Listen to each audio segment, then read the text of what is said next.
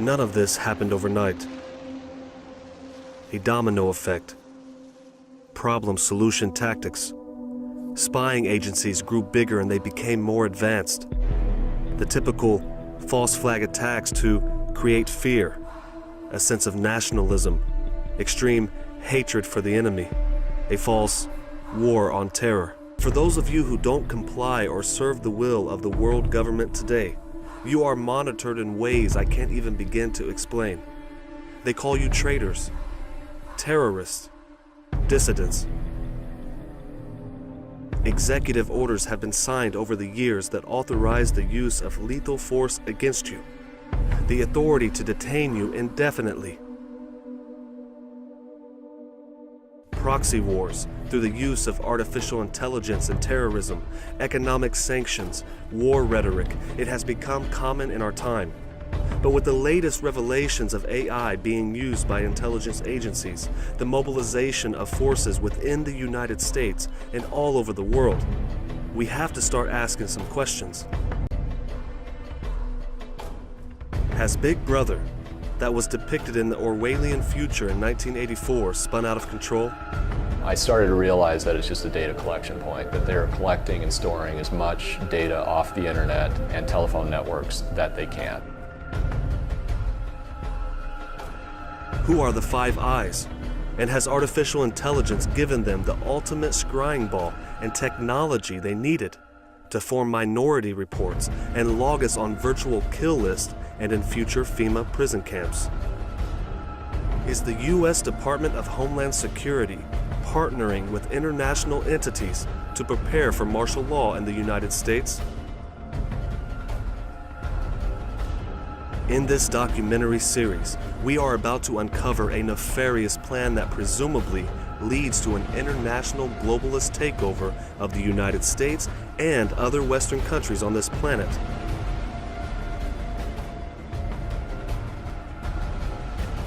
And they deem you to be so simple-minded that you will stay ignorant to all of this.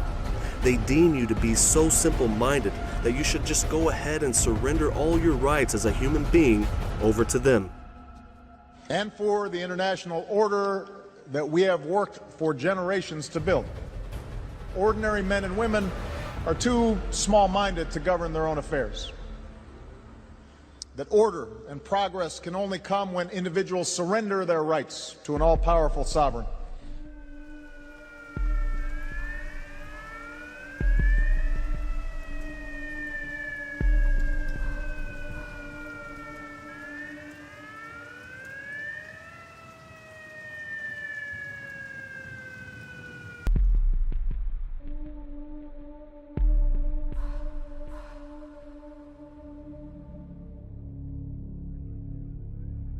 For over 3 decades, everyone has been talking about Big Brother. They believe that it would all lead to martial law and concentration camps. It's hard for any American to imagine concentration camps on American soil in this so-called 21st century democracy. The notorious gulags of Russia, the concentration camps of Nazi Germany. But it has happened before on American soil, where U.S. President Franklin D. Roosevelt rounded up hundreds of thousands of Japanese Americans under Executive Order 9066. What would you do if government officials knocked on your door and said you had 1 week to pack up your belongings and move to a government-run camp? When the Japanese attacked Pearl Harbor, our west coast became a potential combat zone. Living in that zone were more than 100,000 persons of Japanese ancestry. 2/3 of them American citizens, 1/3 aliens. We knew that some among them were potentially dangerous. Most were loyal. But no one knew what would happen among this concentrated population if Japanese forces should try to invade our shores. Military authorities therefore determined that all of them, citizens and aliens alike, would have to move. Japanese Americans were given a week to evacuate their homes and report to an assembly center. They were allowed to bring only the baggage they could carry. Many sold valuable personal possessions for pennies on the dollar. More than 100,000 people eventually relocated to the camps. About 2/3 were American citizens. Living conditions in the camps were difficult and sometimes harsh. Many residents lived in large barracks. Meals were served in mess halls, and the camps were ringed by barbed wire and armed guards. The U.S. Supreme Court upheld the legality of the internment camps, and the policy remained in place for nearly 3 years. Democracy is tyranny.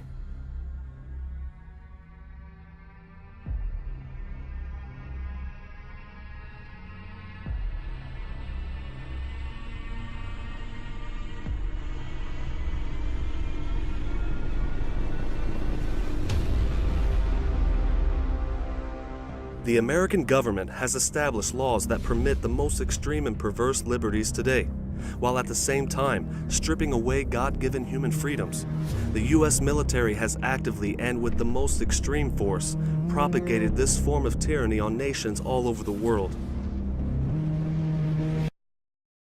Sitting here now in 2018, it's clear to say that the world government has far surpassed the imaginations of authors who have propagated totalitarian agendas, like what was depicted in George Orwell's 1984, and especially those implemented by the Nazi Third Reich. These writers are critical to their campaigns of terror.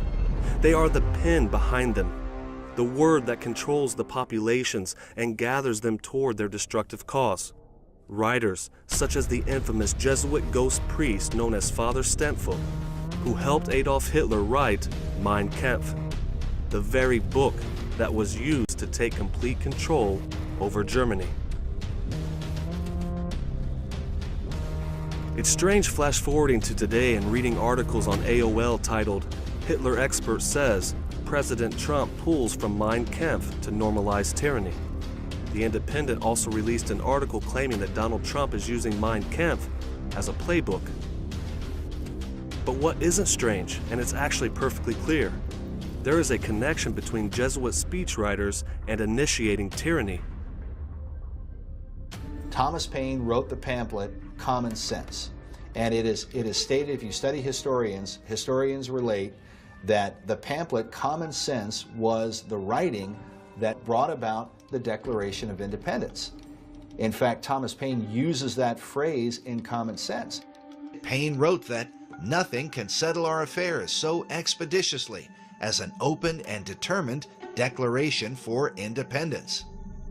What's interesting is that Thomas Paine at that point was not even an American citizen. He was an Englishman. He was in England, and he met Benjamin Franklin.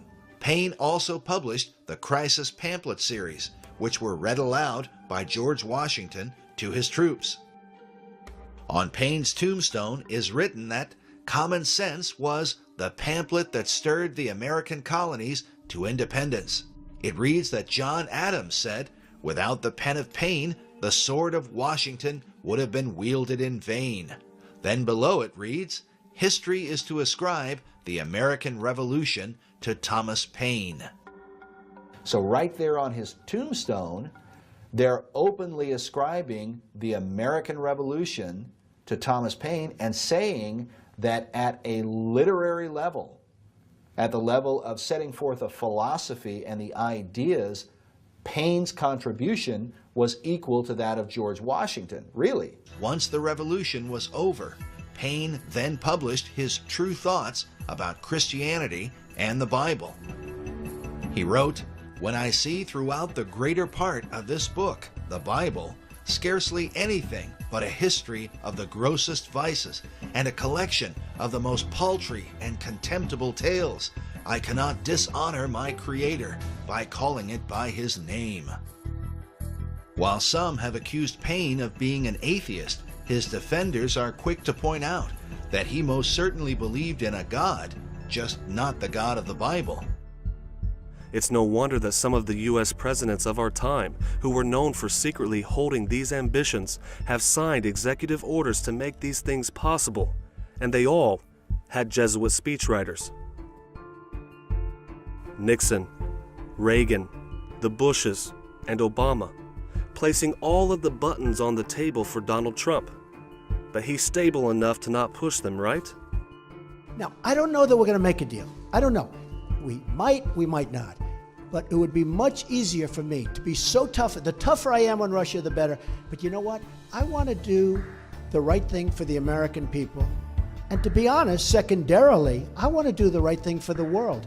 If Russia and the United States actually got together and got along, and don't forget, we're a very powerful nuclear country, and so are they. There's no upside. We're a very powerful nuclear country, and so are they. I've been briefed, and I can tell you one thing about a briefing that we're allowed to say because anybody that ever read the most basic book can say it. Nuclear holocaust would be like no other. They're a very powerful nuclear country, and so are we.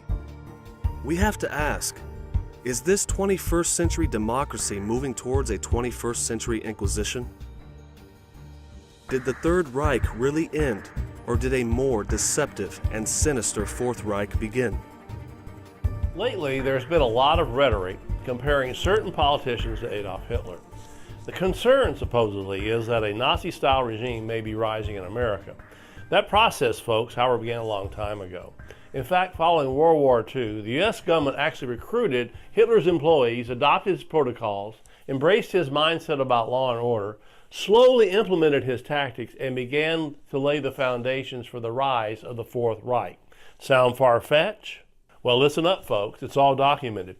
As historian Robert Gelately recounts, the Nazi police state was initially so admired for its efficiency and order by the world powers of the day that Herbert Hoover, then head of the FBI, actually sent one of his right-hand men, Edmund Patrick Coffey, to Berlin in January 1938 at the invitation of Germany's secret police, the Gestapo.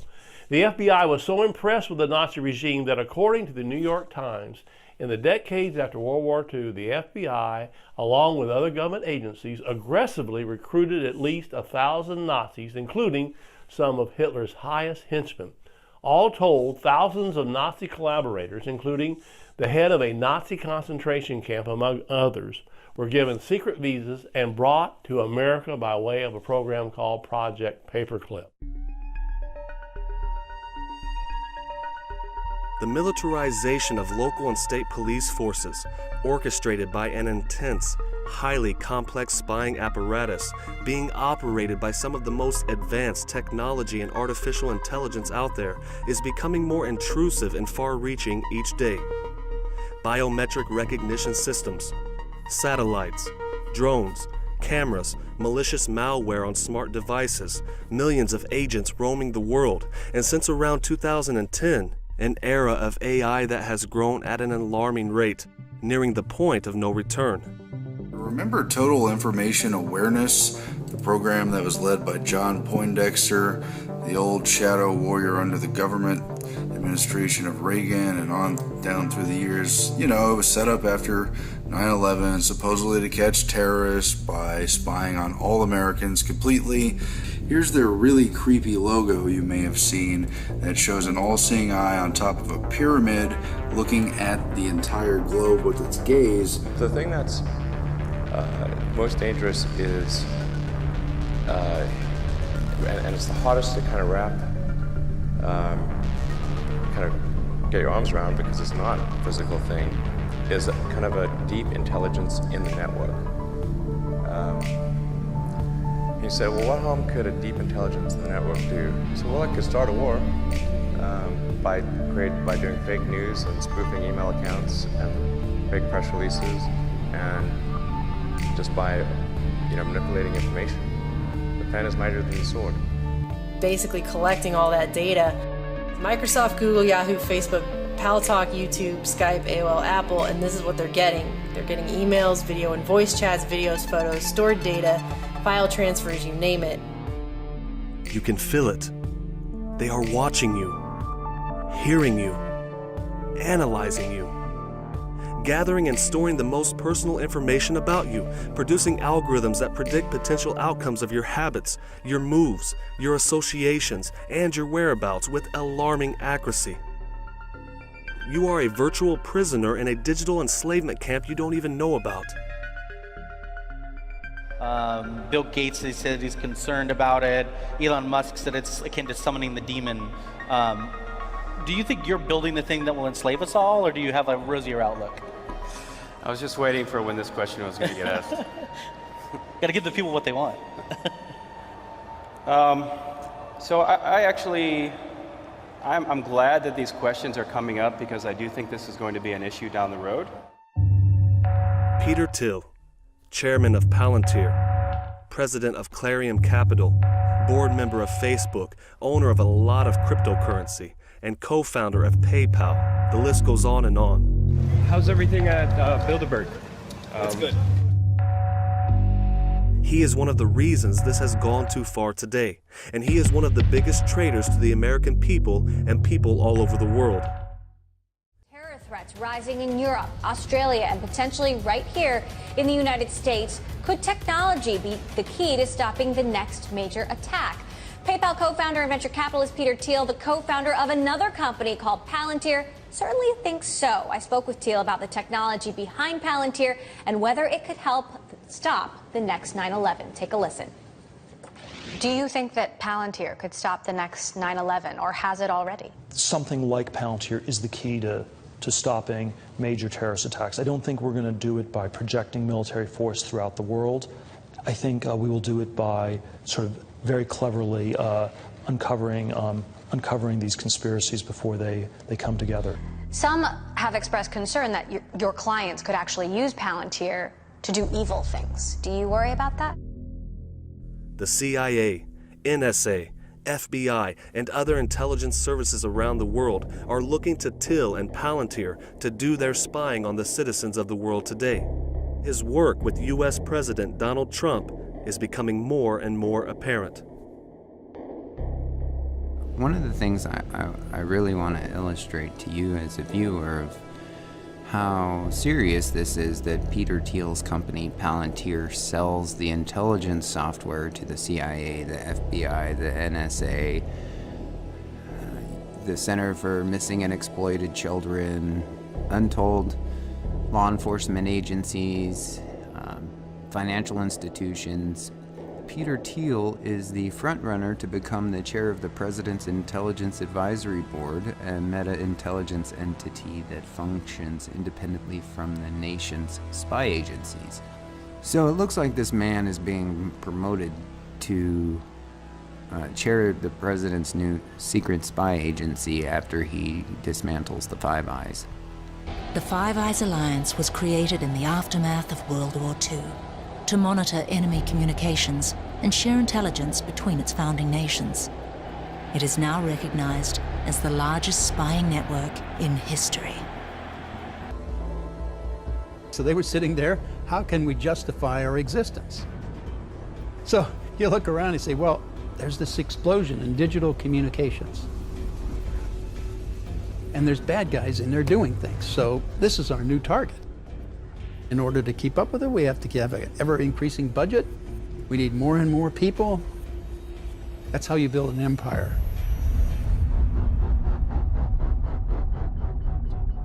It was going in this direction anyway, but 9/11 incredibly accelerated it. And so we accelerated our ability, our, for want of a better word, invasiveness into communications networks. The United States and Britain completely dropped all their sense of restraint about it. And these agencies are closer to each other than they are to their own governments. Once you adopt these totalitarian procedures, I mean, this is straight out of the KGB, Stasi, Gestapo, SS, you know, Mao's people, everybody. All the dictators and despots down through history do this kind of thing.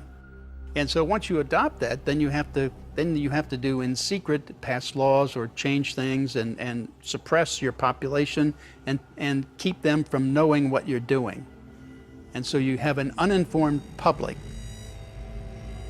The Five Eyes, this supranational intelligence organization, the one Edward Snowden warned was monitoring billions of private communications worldwide, now has Peter Thiel and other private corporations at the helm, providing technologies that the governments can't even fully understand themselves, opening doors to control and oversight that the global elite could only dream of. It truly is like an AI scrying ball.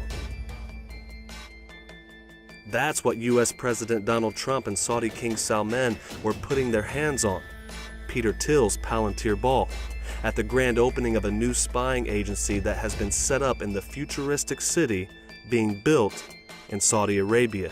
It's called NEOM. This landmark agreement includes the announcement of a $110 billion Saudi-funded defense purchase. And we will be sure to help our Saudi friends to get a good deal from our great American defense companies, the greatest anywhere in the world. This agreement will help the Saudi military to take a far greater role in security and operations having to do with security. We have also started discussions with many of the countries present today on strengthening partnerships and forming new ones to advance security and stability across the Middle East and far beyond. Later today, we will make history again with the opening of the new Global Center for Combating Extremist Ideology, located right here in this central part of the Islamic world.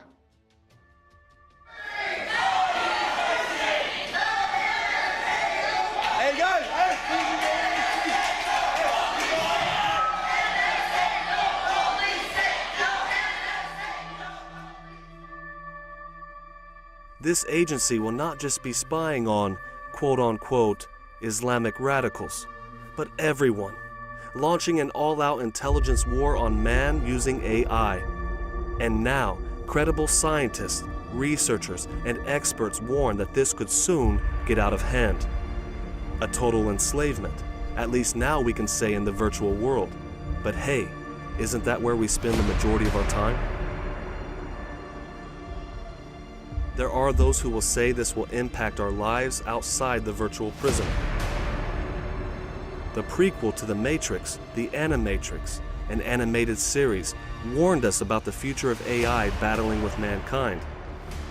And though we are only talking about intelligence agencies, the reason why The Animatrix is so shocking, this was released in the early 2000s, and the location they chose for the machines to build an AI city that would enslave man through consumerism, the markets, spying, and then eventually launching full-scale war on man, was a location on the earth that was completely unexpected.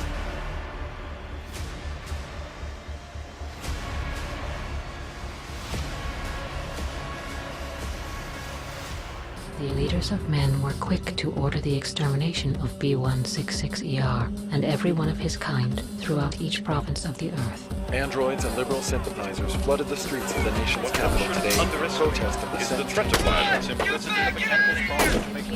Domestic mechanicals and their machines sought refuge in their own promised land. They settled in the cradle of human civilization, and thus a new nation was born.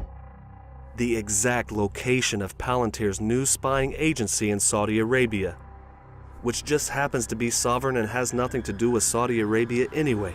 And while Peter Thiel's technology is enabling the globalists to apply the most invasive and extreme forms of control over us, he is spending millions of dollars on building mega bunkers under the ground in one of his home countries, the Netherlands, along with other elite in the know. You're in the middle of nowhere, rural Kansas, the site of an abandoned nuclear missile silo.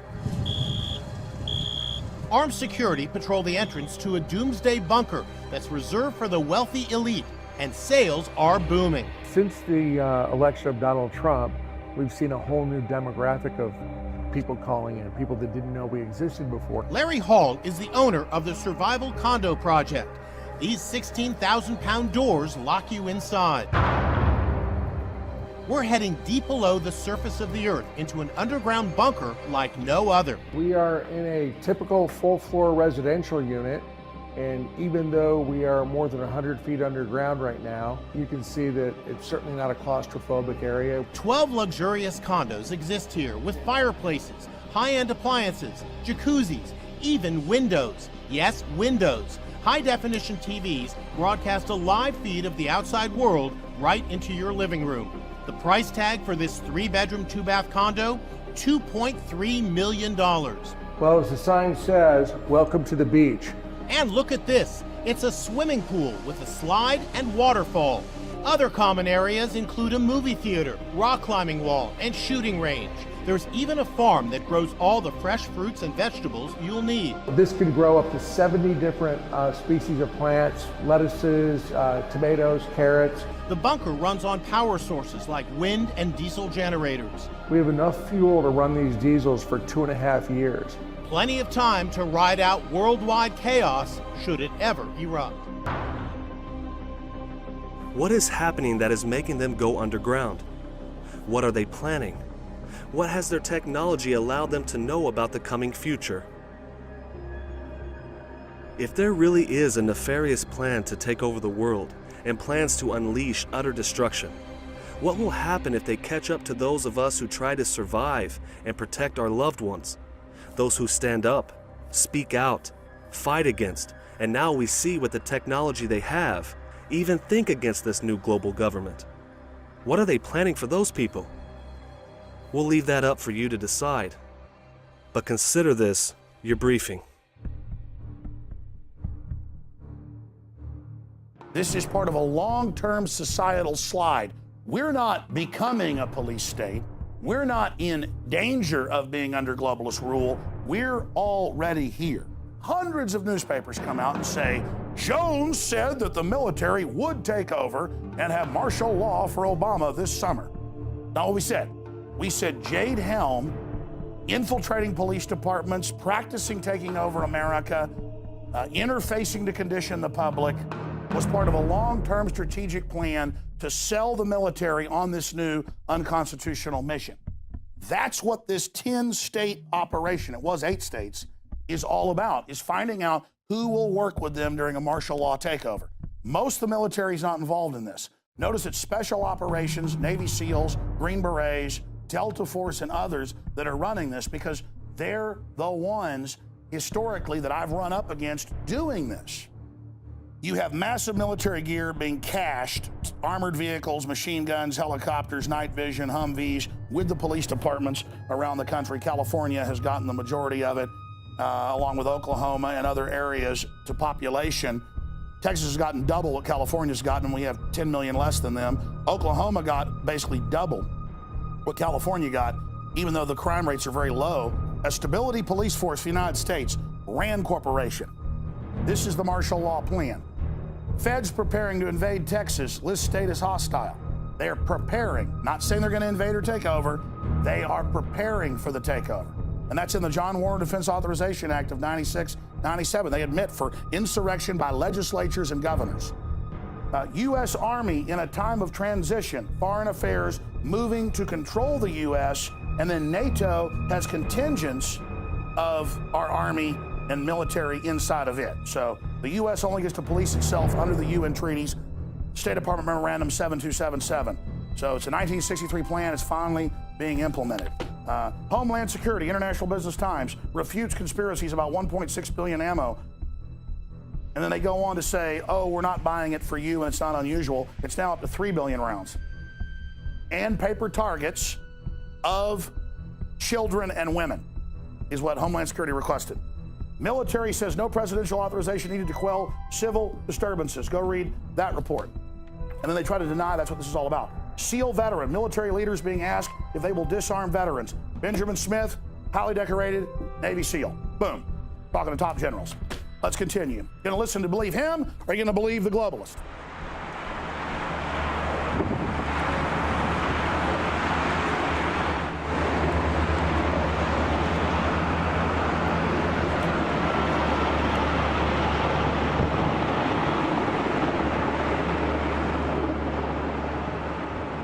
Black Hawk helicopters swarming the skies over U.S. cities. A mobilization of U.S. military equipment that hasn't been seen since World War II.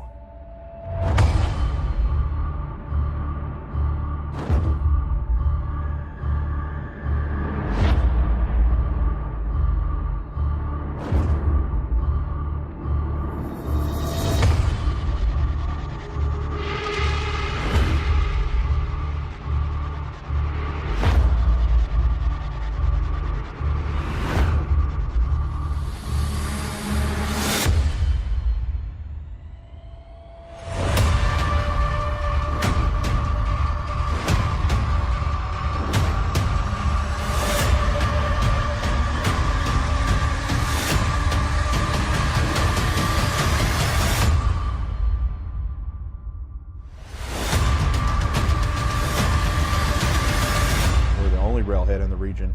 So we service not only Port Irwin, but we also service 29 Palms, Camp Pendleton.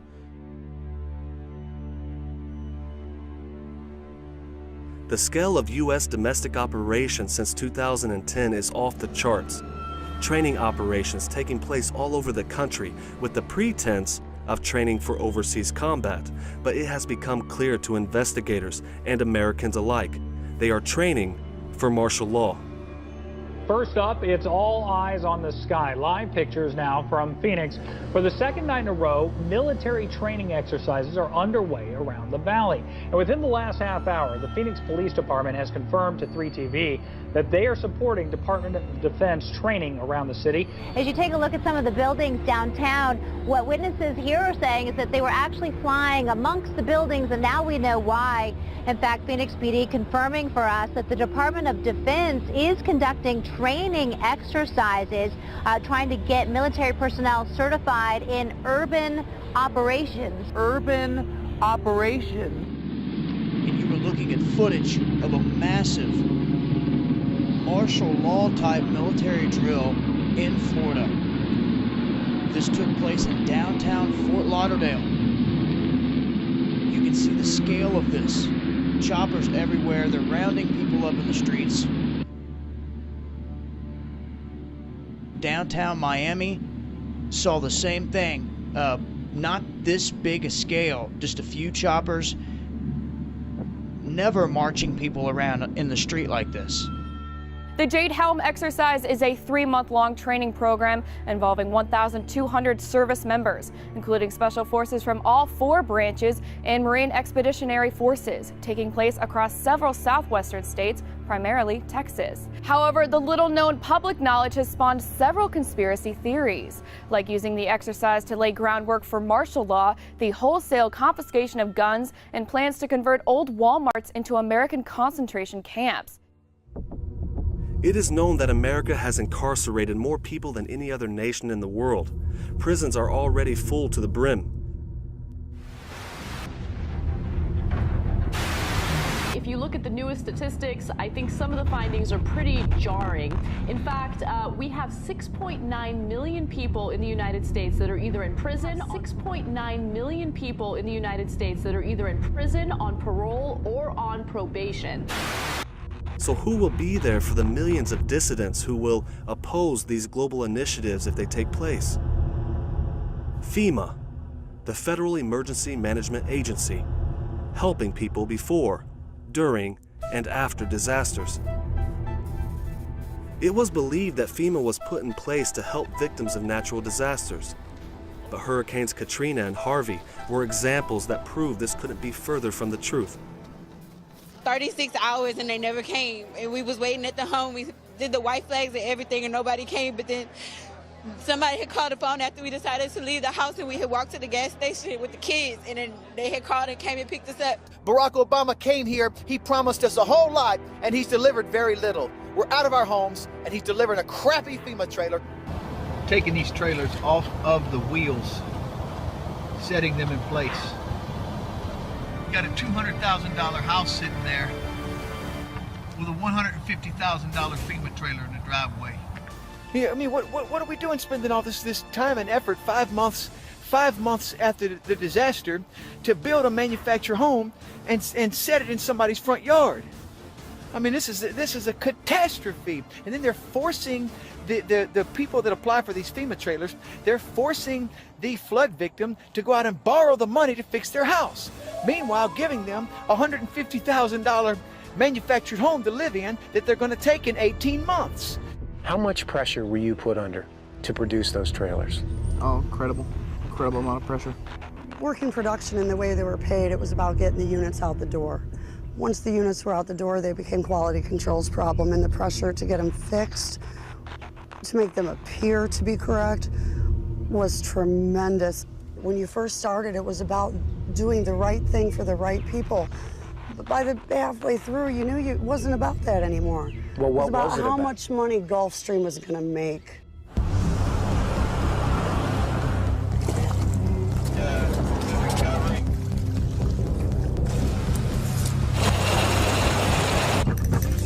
police, open the door. They had AR-15s or M16s. They were pointing at us. They told us, put your hands up in the air. Let us see your hands. They're drawing down on me, and they let the looters run rampant for over a week? Are you kidding me? I really thought they were going to kill me. I really did. They didn't care what your rights were. They were going to deny them. You're letting the thugs get away with everything, and you're coming to honest, good citizens and taking away their protection, and it is wrong. Wrong. Wrong. But still, the order had been given for police and National Guard to go house to house, often with guns drawn, to evacuate residents and confiscate their firearms. No one will be able to be armed. We will take all weapons. It was a human drama with emotions and tensions running high. Hattie Connie is still trying to recover physically and emotionally. They really did a number on me. From the day police forced her from her home. All that money and training, and they can't even get right a few weeks out of the year. How are they investing their money and time in training?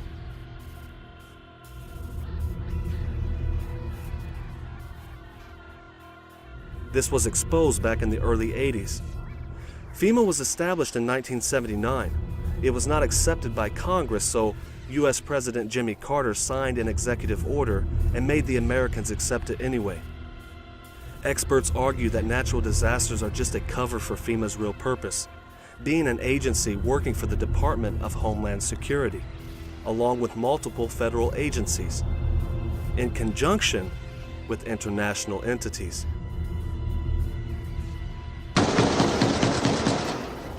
Today in New Orleans, they got a lot tougher on the holdouts. Police department, everyone home! Not only the flooded areas, but New Orleans' driest and wealthiest neighborhoods too. Police department! The police and National Guard going street by street, house to house. We need to make sure too that whenever we knock on doors, people refuse to leave. We need to make note, call it in. They say there are no orders to use force, just strong persuasion, sometimes entering open houses with guns drawn, and instructions to disarm anyone inside. That happened today in this wealthy neighborhood where homeowners had armed themselves to protect their mansions. Residents were handcuffed on the ground. In the end, police took their weapons but let them stay in their homes. For many of the police and guard troops, it is an uncomfortable job to do this in an American city. This guard unit occupied a church, using it as a base camp. They had to leave a note because they could not get hold of the pastor to get permission. It is surreal. Yeah, you never expect to do this in your own country. Chris Montgomery says he'd rather be in Iraq than patrolling American neighborhoods. Walking up and down these streets, you don't want to think about the stuff that you're going to have to do if somebody pops around the corner. You mean shoot in America? Yeah. And it is said they have a sinister plan to assume control over the United States. But is there any truth to it?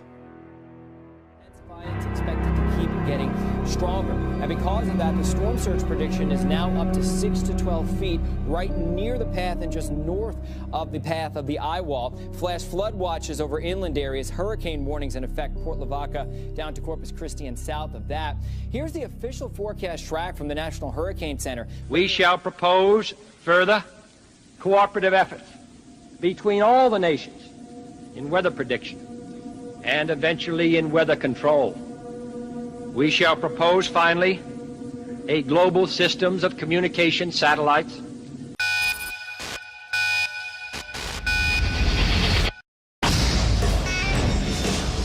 Thanks to the system of satellites, natural disasters have become a thing of the past. We can control our weather. Mr. President, one of our thermospheric satellites malfunctioned over Afghanistan. This wasn't a malfunction.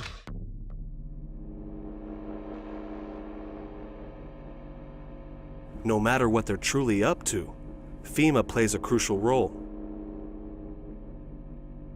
In the 80s, Dick Cheney and Donald Rumsfeld discussed emergency detention powers as part of a secret program planning for what was called continuity of government, defined in Executive Order 12656. Under Rex 84, or the Readiness Exercise 1984, the so-called American Constitution will be suspended, and the federal government, along with this international entity, will assume full authority to detain whoever they deem necessary, for however long they deem necessary. Reagan was elected to the presidency, he installed Louis Giuffrida as head of FEMA, the Federal Emergency Management Agency. Giuffrida was an old cold warrior from Reagan's California days whose specialty was suppression of unrest and dissent. Giuffrida, North, and George Bush began to turn FEMA into an instrument of domestic anti-terrorism. You're dealing with a group of people in the Reagan administration who equated political dissent with treason, and who cannot differentiate between emergency procedures, which I think everyone agrees are necessary, and suppressing political dissent. And with North and Poindexter and Casey, you had a group of people who saw Americans who disagree with them as the enemy. Now, the key has been, in their planning, has been a war. A war, you have a national, security emergency. You can declare martial law. You can take emergency measures in war that you can't argue in peacetime. And this is where they were heading towards the invasion of Nicaragua. And that's a horror unto itself. But I have the feeling that people miss the broader implications of this invasion when it happens. Now, the Christic Institute, this flawed affidavit, it has a segment on the Rex 84, the detention centers, the FEMA, the Federal Emergency Management Agency, which is part of this plan, which is to prepare detention centers and laws and an infrastructure across the country so that when they pull off the invasion, they will be able to sweep 400,000 people off the streets and throw them in detention centers. Colonel North, in your work at the NSC, were you not assigned at one time to work on plans for the continuity of government in the event of a major disaster? Mr. Chairman. I believe that question touches upon a highly sensitive and classified area, so may I request that you not touch upon that, sir. I was particularly concerned, Mr. Chairman, because I read in Miami papers and several others that there had been a plan developed by that same agency, a contingency plan in the event of emergency that would suspend the American Constitution. And I was deeply concerned about it and wondered if that was the area in which he had worked. I believe it was. May I most respectfully request that that matter not be touched upon at this stage. If we wish to get into this, I'm certain arrangements can be made for an executive session. And tragically, the only member who got close was Jack Brooks. Now, this one I asked the FEMA people, the sober ones there, if they really had this documented, because we talked about this Rex 84 2 or 3 years ago, and the Spotlight had mentioned it, but it wasn't really proven. And they assured me, they said, yes, they have this one from top attorneys within FEMA who have admitted to it, and they got it documented. One thing we can say with full certainty, FEMA prison camps exist. Dick Cheney's company, Halliburton, confirmed that the government is engaged in a massive construction and preparation exercise to build concentration camps and prisoner facilities all over the country. And they should know, they built them.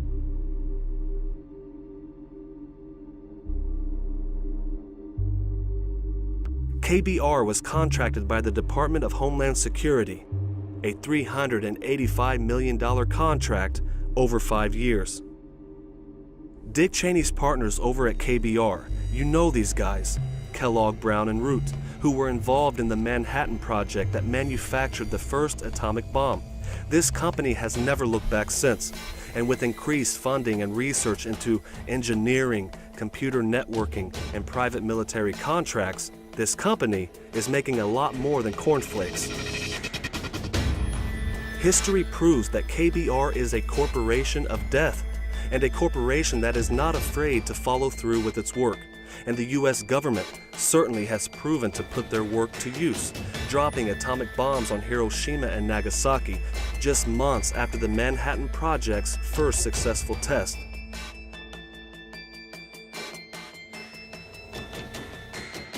By far the worst terrorist attack that has ever taken place.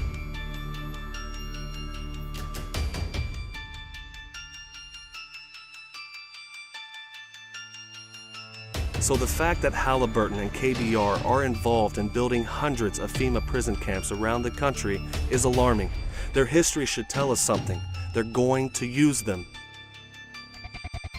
Do you really believe that the U.S. government is going to invest hundreds of millions of dollars on prison camps and not put them to use? Besides, they're not just building them, they're hiring too. Yes, the re-education camp manual does apply domestically to U.S. citizens. 3 years ago in 2012, they started massive advertising for career specialists in the U.S. to run, quote, re-education camps. They even used the communist Soviet term. You cannot make this up. It's like the Nazis didn't call their death camps. This would be like them actually calling them death camps, to call them re-education camps, because that's a Soviet term for a torture, basically death camp. So in the Soviet re-education term, re-education is death camp. You cannot make this up. They actually use that term. It has the social security numbers, how to process everybody, how to break up the families. We've even filmed the drills, not just the manuals, and they counter and go, oh, it's for overseas. No, it talks about working with local law enforcement, social security numbers, and how the Constitution is suspended. Read it. Let's continue here. National Guard looking for internment resettlement specialist. Okay, mainstream news. Here is the actual document, FM 3-39.40, internment resettlement operations. And it all has dual use overseas, but it says specifically for the U.S. Military Occupational Specialty, Internment Resettlement Specialist. The Army's Internment Resettlement Specialist plays an integral role in providing a uniform system of handling prisoners and detainees. First and always, these MPs are combat support soldiers, trained to fight.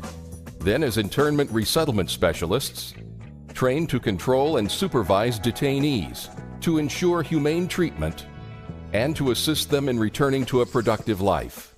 For this job, you must qualify for a secret clearance. Then, the Army will train you to use specialized equipment to monitor activity, to conduct searches, and to inspect areas where prisoners work and live.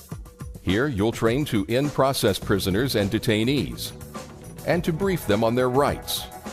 In addition, you'll train to inventory and secure property, take photographs and fingerprints, issue personal items, and assign cells. You'll train to conduct prisoner formations and roll calls, to monitor their exercise, recreation, and work areas, to prepare and maintain records, and develop written reports. After your initial entry training and advanced individual training, you'll work supporting military operations day or night in a garrison or field environment, where you may practice emergency procedures, detect and confiscate contraband, and escort prisoners outside the facility. Serving in this MOS can help you transition from the military to the civilian employment sector.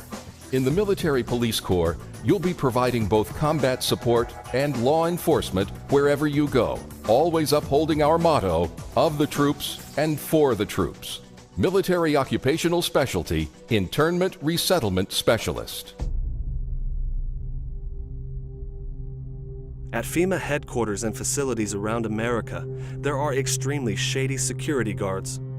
It's safe to say that extensive psych evaluations and intensive interviewing processes are being performed on FEMA employees to choose those who perhaps wish to be a police officer or a soldier but couldn't make the cut. Those who could be easily influenced, who wouldn't question authority, and who would be completely subservient no matter how awful the order would be, no matter if it was on their own people.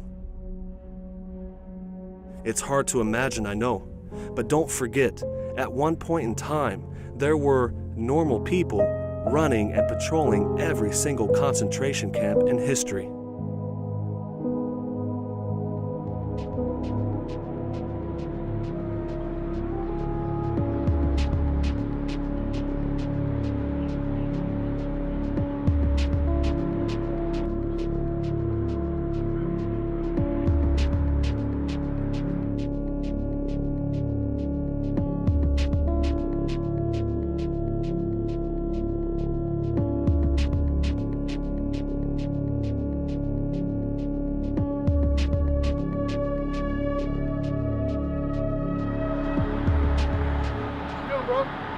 Doing pretty good.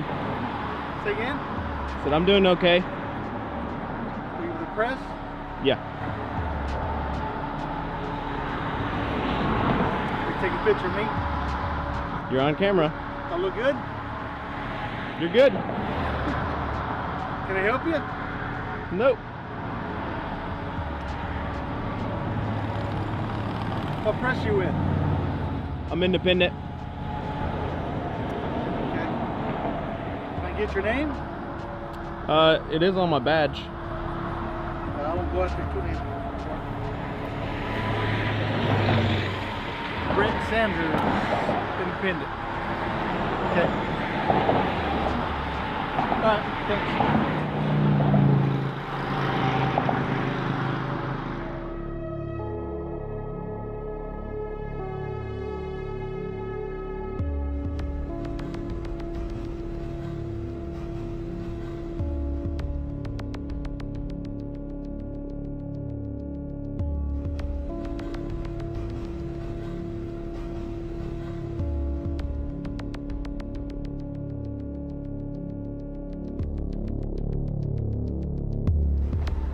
How you doing? Can I ask your business?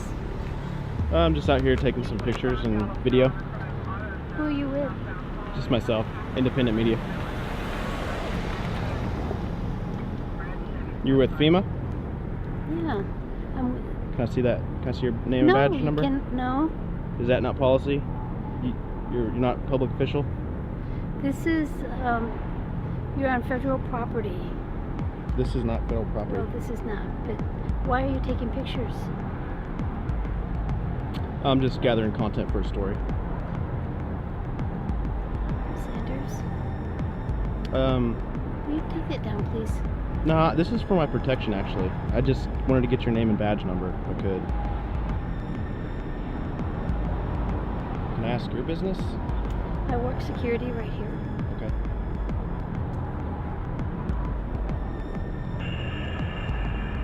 Can I get your name and badge number? No. Why not?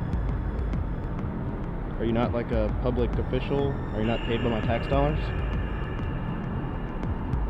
I'm not going to answer your questions.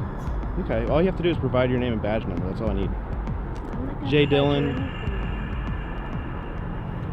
FEMA Security. I'll just have TV come by. Am I breaking a law? No. Then what's your concern?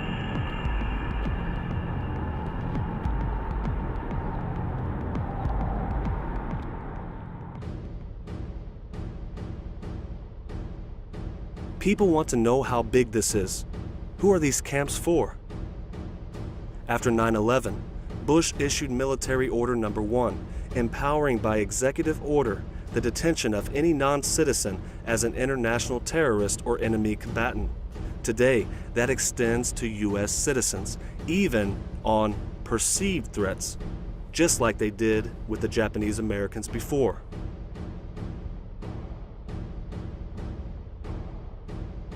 Everyone will be terrorists that oppose this New World Order. It doesn't matter what color you are or what faith you adhere to. In many cases, social status won't even apply. Is it that hard to imagine that you're a terrorist or a dissident in the minds of these people? Halliburton confirmed back in 2011 that U.S. concentration camps were ready to detain up to 2 million terrorists. You don't make that type of statement unless you were asked to design and build to meet that capacity. And there are more being built as we speak.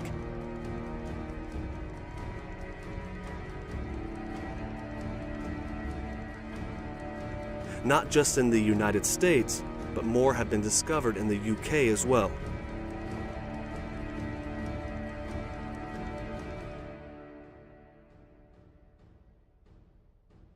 On February 17, 2006, in a speech to the Council on Foreign Relations, former Defense Secretary Donald Rumsfeld said, "Harm was being done to the country's security, not just by the enemy, i.e. the Muslims, but also by what he called news informers, who needed to be combated in a contest of wills.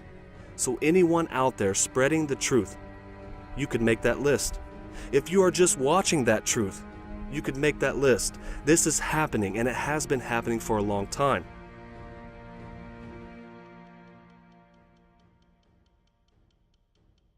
In the event of an economic collapse, world war, catastrophic natural or man-made disasters, massive power outages, civil unrest, chemical, biological, or nuclear attack, all of which seem to be an unfortunate reality in our time, there will be dire conditions, no doubt. Concern for the safety of their families, a lack of food, water, medical attention, a constant fear that will be created and will consume the people. It is believed that people are going to willingly run into these camps, the perfect example of order out of chaos.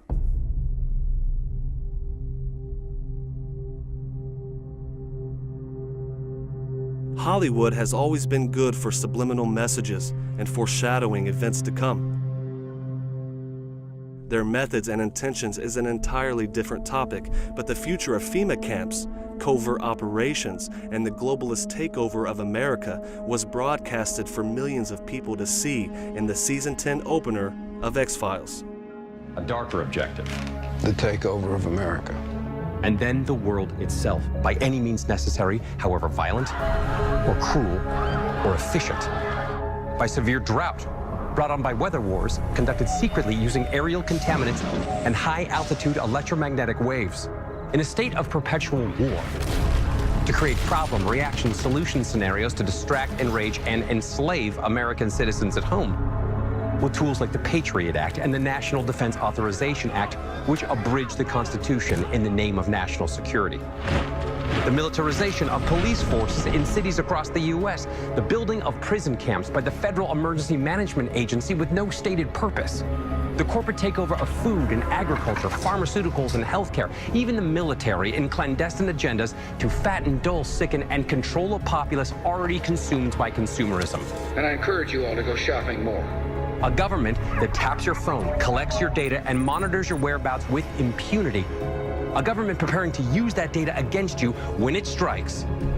And the final takeover begins. The takeover of America. By a well-oiled and well-armed multinational group of elites that will cull, kill, and subjugate. Happening as we sit here. It's happening all around us. The other shoe waiting to drop. It'll probably start on a Friday.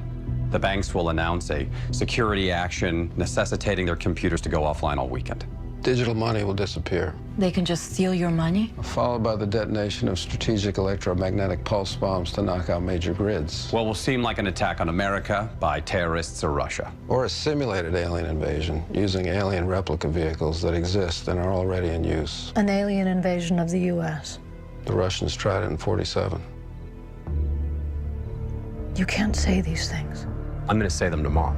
Walmart has partnered up with the U.S. Department of Homeland Security. Walmart's story has been blowing up the web as people try to figure out exactly what might be going on. I'm here at an undisclosed location in Hagerstown, Maryland, that a convoy of UN armored vehicles and an entire unit is here. The Phoenix Police Department has confirmed to 3TV that they are supporting Department of Defense training around the city.